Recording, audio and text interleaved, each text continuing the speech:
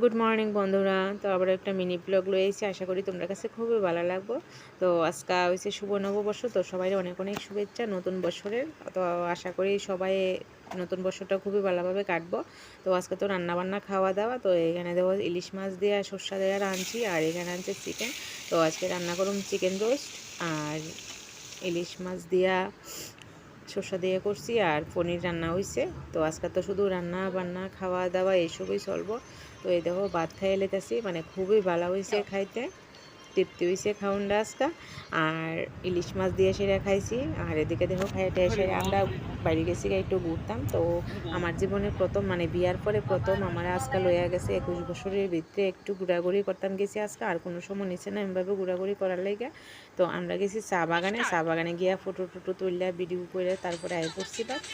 তো তো পরিবারের সবাই একসাথে থাকলে কিন্তু খুবই ভালো লাগে। এটা